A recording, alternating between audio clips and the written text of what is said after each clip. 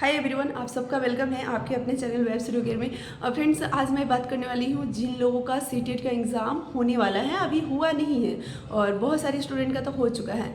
तो बहुत सारे जो स्टूडेंट हैं, बहुत सारे अभ्यर्थी हैं, वो बहुत परेशान हैं। ईवीएस में कुछ नए क्वेश्चन आ रहे हैं, उनको लेकर के। तो देखिए, मैं बताना चाहूँगी कि जो नए क्वेश्चन आ रहे हैं उसके लिए हम क्या करें, उसके लिए हमें क्या करना चाहिए। तो मेरा मतलब पर्सनल ये सजेशन है कि जो आपने प्रिपरेशन की होगी अभी तक, जो भी आपने नोट्स पढ़ा होगा या किसी टीचर को आपने फॉलो किया होगा, तो उसका बस आप रिवीजन कीजिए जो आपने पढ़ा है। क्योंकि लास्ट टाइम में 1 से 2 दिन में हम कुछ नई चीज़ अगर देखते हैं तो उसमें हमारा टाइम चला जाएगा। और ज़रूरी नहीं है कि वो 2 4 5 क्वेश्चन जो रिपीट मतलब कि आ रहे हैं, नए क्वेश्चन आ रहे हैं, वो रिपीट होंगे। ऐसा कोई ज़रूरी नहीं है। आपने जितने भी नए क्वेश्चन देखा होगा ईवीएस में, वो रिपीट नहीं हो रहे हैं, हर शिफ्ट में नए नए आ रहे हैं। तो उन्हीं क्वेश्चन को अगर हम रटे रहें, उसी क्वेश्चन को हम रटते रहें, उसमें अपना टाइम देते रहें, तो बाकी और चीज़ भी हमारा मतलब ख़राब हो जाएगा, टाइम स्पेंड होगा।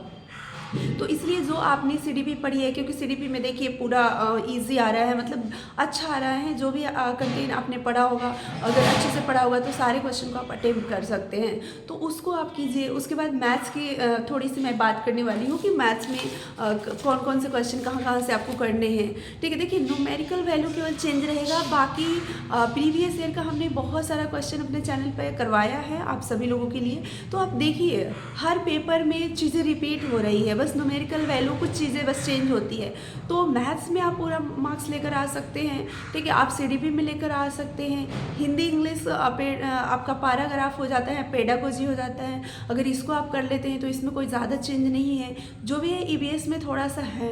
ठीक है, पेडागोजी मैं बोलना चाहूँगी कि पेडागोजी स्पेशल आप लोग कीजिए। क्यों? क्योंकि पेडागोजी में जो हमारा सिलेबस है वो तो लिमिटेड है, वहीं से क्वेश्चन घुमा कर या जैसे भी उनको पूछने हैं वो पूछेंगे सीबीएसई वाले। लेकिन अगर हम अपने एग्ज़ाम हॉल में अपने को थोड़ा सा, हमें क्या करना होगा जब हम एग्ज़ाम देने जाते हैं, तो अपने को बिल्कुल थोड़ा सा कंसंट्रेशन में रखना होगा, कंसंट्रेशन बनाकर रखना होगा।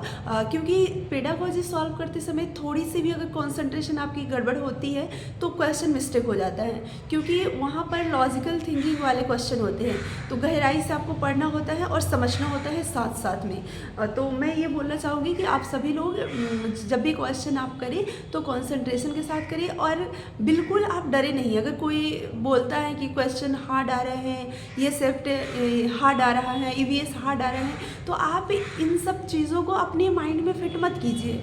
ये आपको पहले से कैसे पता कि आपका शिफ्ट हार्ड ही आएगा? ये तो ज़रूरी नहीं है, और आपके लिए हार्ड होगा। हो सकता है कि जो बच्चे बता रहे हैं कि हार्ड आ रहा है, उनके लिए हार्ड हो सकता है। क्योंकि देखिए, जब चीज़ें पढ़ी होती है ना, सारी पढ़ी हुई चीज़ें रहती है तो ईजी लगती है, जो नहीं पढ़े होते हैं उनके लिए हार्ड लगता है। मतलब कि हम किसी भी चीज़ को हार्ड ईजी नहीं बोल सकते हैं। एक ही चीज़ किसी के रिस्पेक्ट में हार्ड होता है, किसी दूसरे स्टूडेंट के रिस्पेक्ट में वो ईजी होता है। ठीक है, तो पहले से ये माइंड में नहीं बैठाना है कि हमारा ख़राब एग्ज़ाम जाएगा या मतलब इतना स्कोर नहीं होगा। जो भी आपने पहले से अपना गोल सेट किया होगा कि हमें 130 मार्क्स लाने हैं, 140 लाने हैं, 120 लाने हैं, उससे नीचे आप कभी मत जाइएगा। उससे अपने विश्वास को मत तोड़िएगा, एकदम बिल्कुल अटल रहिएगा कि हाँ, हमने अगर टारगेट 130 का बनाया है तो 130 आएगा ही आएगा। ये श्योर होना चाहिए आपको, इसमें किसी प्रकार का कोई डाउट नहीं होना चाहिए। और साथ में जो प्रिपरेशन आपकी है, उस प्रिपरेशन को आप करते रहेंगे। मैथ्स में मैं थोड़ा सा बताना चाहूँगी कि देखिए, क्योंकि मैंने बहुत सारा प्रीवियस ईयर का क्वेश्चन सॉल्व करवाया है, तो इतने सारे क्वेश्चन सॉल्व करवाने के बाद मतलब कि एनालिसिस करने के बाद मैं बता रही हूँ कि कौन कौन से क्वेश्चन आपको मतलब कि मैथ्स में करने चाहिए अगर मैथ्स में अच्छे स्कोर करना चाहते हैं तो। देखिए, क्योंकि मैथ्स में क्या होता है ना, जहाँ तक मेरे को लगता है कि मैथ्स में आप अगर बनाते हो तो मैक्सिमम सही ही होता है, क्योंकि वहाँ पर एक आंसर होता है। किसी भी क्वेश्चन को आप सॉल्व करोगे तो एक ही आंसर होगा ना उसका। पेडागोजी में थोड़ा कन्फ्यूज़न हो जाता है बच्चों को कि ये आंसर होगा कि ये होगा, उसमें थोड़ी 1-2 मिस्टेक हो जाती है ना। मैं ये नहीं बोल सकती हूँ कि सभी का 30 में 30 ही आते हैं, लेकिन हाँ, आप अगर मेहनत कर रहे हैं, आप अच्छे से पढ़ रहे हैं, चीज़ों को ध्यान से समझ रहे हैं, तो आपको 30 में 30 आएंगे। ठीक है, लेकिन फिर भी मैं कंटेंट पर इसलिए फोकस कर रही हूँ, खासकर मैथ्स का, कि यहाँ पर जो भी क्वेश्चन आप सॉल्व करते हैं उसका आंसर एक होगा, और जब उसको आप श्योर सॉल्व करते हैं तो सही ही होगा। ठीक है। तो देखिए यहाँ पर सबसे पहले आपको नंबर सिस्टम से क्वेश्चन आ रहे हैं कि ग्रेटर स्मॉल ये सब चीज़ें आनी चाहिए, एडिशन सब्ट्रैक्शन मल्टीप्लिकेशन डिवीज़न, इससे मतलब फ्रैक्शन में डिवीज़न मल्टीप्लिकेशन, इंटीजर के बारे में आपको जानना होगा। उसके बाद यहाँ पर एक कंपाउंड इंटरेस्ट से भी क्वेश्चन किसी किसी शिफ्ट में पूछ रहे हैं, तो कंपाउंड इंटरेस्ट का फॉर्मूला आपको पता होना चाहिए, सिंपल वाला, कोई ज़्यादा क्रिटिकल नहीं। और एक आपका क्वाड्रेटिक इक्वेशन से है ना, जो आपका अलजेब्रिक एक्सप्रेशन होता है उसका एडिशन सब्ट्रैक्शन दे देता है, दो दे देगा एक्सप्रेशन, अलजेब्रिक एक्सप्रेशन ऐड करने के बाद इक्वल टू में कुछ वैल्यू दे देगा, उसमें ए बी सी ऐसे करके उसका वैल्यू निकालना रहता है, ऐसा क्वेश्चन। उसके बाद आपका एंगल से देता है, जैसे कि कोई ट्रायंगल दे दिया, उसके एक साइड को बढ़ाने पर ये कुछ एंगल दे देगा, कुछ निकालने को कहेगा, ठीक है, इस प्रकार से। उसके बाद आपका पूछ रहा है जैसे कि एरिया, वॉल्यूम और टोटल सरफेस एरिया, वॉल्यूम, इससे क्वेश्चन जैसे आपको याद होना चाहिए स्क्वायर का, रेक्टेंगल का, है ना, ट्रायंगल का, पैरेललोग्राम का, आपका ट्रेपेजियम का, ये सब का आपको एरिया याद होना चाहिए, और इन सब का पेरीमीटर क्या होता है, कैसे निकाला जाता है, ये सब आइडिया आपको होना चाहिए, इससे क्वेश्चन पूछा जा रहा है, ठीक है। उसके बाद मैं आपको बता दूं और क्वेश्चन किससे पूछे जा रहे हैं जो कि मतलब कि आप एग्ज़ाम में कर सको, ठीक है। अब देखिए यहाँ पर सर्कल वगैरह से भी, सर्कल भी आप कर लीजिएगा। मीन, मोड, मीडियन से ज़रूर क्वेश्चन पूछ रहा है, ठीक है, हर शिफ्ट में मैंने देखा।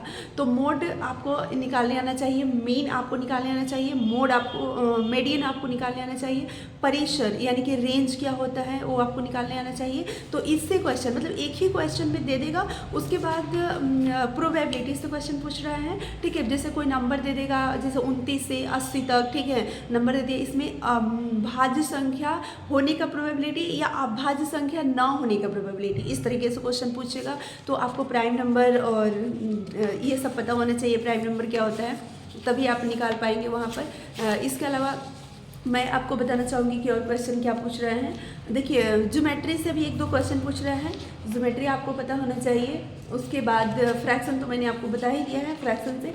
तो ये सारे क्वेश्चन मतलब 15 क्वेश्चन ही तो कंटेंट में पूछते हैं, जो मैंने आपको 10 क्वेश्चन तो बता ही दिया कहाँ कहाँ से पूछते हैं, ठीक है। उसके बाद आपका जो क्वेश्चन है क्वाड्रेटिक इक्वेशन से मैंने बताया, क्वाड्रेटिक इक्वेशन से पूछ रहे हैं। तो ये सारे क्वेश्चन आपको मैथ से पूछे जा रहे हैं, ठीक है।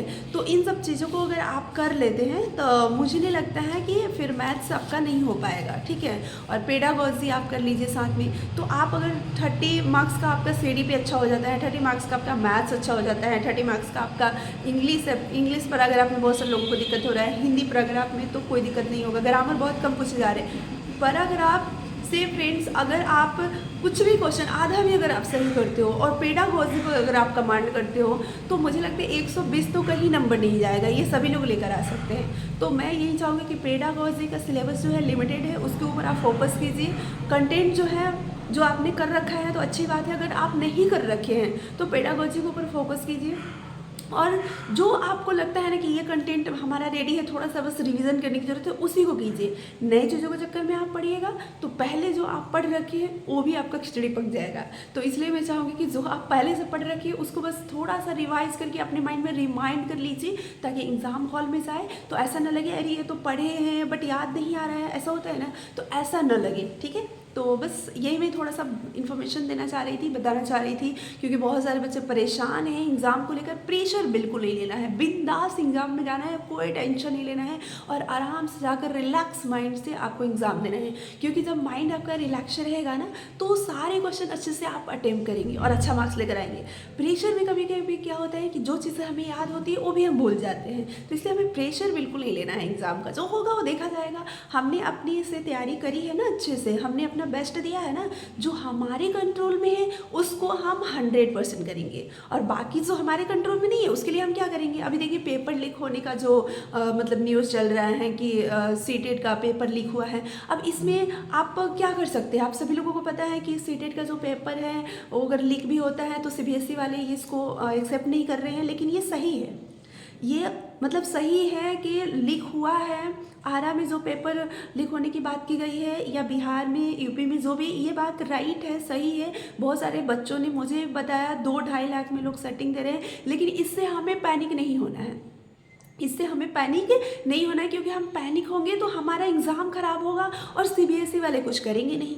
तो हम क्या करें बताइए। अगर वो कुछ करेंगे नहीं, पेपर रद्द करेंगे नहीं, और हमारा एग्ज़ाम, जिन बच्चों का एग्ज़ाम है उनका प्रेशर की वजह से एग्ज़ाम ख़राब होगा। इसलिए अभी उन सब चीज़ों को साइड करके अपने एग्ज़ाम पर फोकस कीजिए, ठीक है, ताकि आपका एग्ज़ाम अच्छा जाए। बिल्कुल आप रिलैक्स मोड में आप ये सोचिए कि हमारा एग्ज़ाम अच्छा जाएगा, जो हमने मार्क्स स्कोर करने का सोचा है वो हमें करना है, ठीक है। देखिए बिहार में क्या है कि सीटेट के मार्क्स के बेसिस पे जॉब की बात की गई है, इसलिए बहुत सारे लोग, यूपी में भी ऐसा सुनने को आया कि सुपर टेट में मार्क्स ऐड होगा, यूपी टेट या सीटेट का, है ना।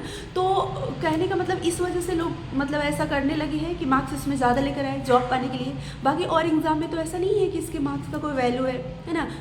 दोबारा जो रिटन एग्ज़ाम होता है, जैसे आपका केवीएस का हो गया, उस बेसिस पर होता है सिलेक्शन, या DSSB का हो गया, DSSB में भी आपका उसके रिटन एग्ज़ाम के बेस पे होता है, ठीक है। तो हमें मतलब जो चीज़ें हमारे कंट्रोल में नहीं है उसको लेकर हमें परेशान नहीं होना है, उसको लेकर अपनी चीज़ों को, अपने आगे आने वाले एग्ज़ाम को, अपने आगे आने वाली चीज़ों को हमें ख़राब नहीं करना है। बस मैं ये चाहती हूँ कि आप सभी लोग पेशेंसफुली आप एग्ज़ाम के जो प्रिपरेशन कर रहे हैं कीजिए। जिनका एग्ज़ाम हो चुका है उनका तो हो चुका है एग्ज़ाम, लेकिन जिनका होने वाला है उनके लिए मैं बेस्ट ऑफ लक बोलना चाहूँगी। आप सभी लोगों का बहुत अच्छा एग्ज़ाम जाएगा, आप सभी लोग बहुत अच्छे स्कोर करने वाले हो। सो थैंक यू फ्रेंड्स, आप सभी लोग बने रहिए। चैनल को सब्सक्राइब नहीं किए हैं तो प्लीज़ कर लीजिए, बेल आइकन को प्रेस कर लीजिए। आप सभी लोगों को रेगुलर इस चैनल के माध्यम से वीडियो मिलती रहेगी। Thank you so much.